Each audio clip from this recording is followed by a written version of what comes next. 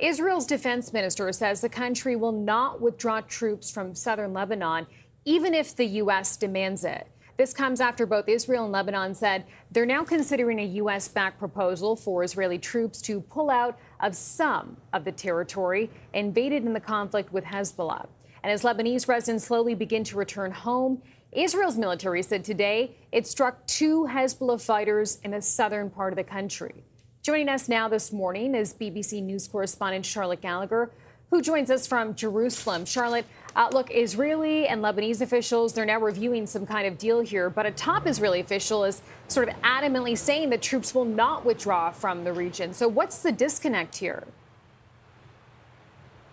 Well, I think, as you say, there is definitely a disconnect going on here. So we heard about this pilot scheme where Israeli troops would withdraw from certain points inside southern Lebanon, and they would be replaced by Lebanese troops who would be guaranteeing security for Israeli communities living in northern Israel on the border with southern Lebanon.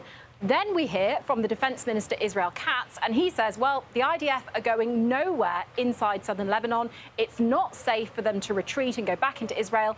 They are staying there. So I think it shows you the internal divisions inside Israel. The Israeli government, Benjamin Netanyahu, he is fully aware that President Trump wants the fighting inside Lebanon to stop. He doesn't want it to endanger the peace deal with Iran. However, many Israeli politicians and many members of the Israeli public, they want the offensive inside southern Lebanon to go until Hezbollah has either been disarmed or completely destroyed. And really, it's going to be impossible for the Prime Minister to satisfy both those camps. But as you say at the moment, on the day where we hear this deal about potentially withdrawing, straight away the Defense Minister says that is not going to happen. All right, as we mentioned, many residents are slowly traveling home after a period of intense fighting. What's the extent of the damage that they're finding when they return?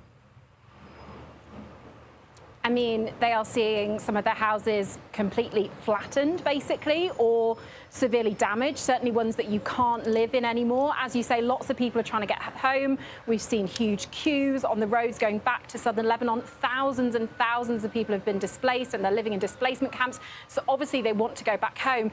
But the Lebanon government and also Hezbollah have said, look, it might not be safe for you to go back to your homes. And if you see things on the floor and you don't know what they are, do not pick them up, because they might be unexploded munitions and you could either kill yourself or really injure yourself. So there's a fear about that as well.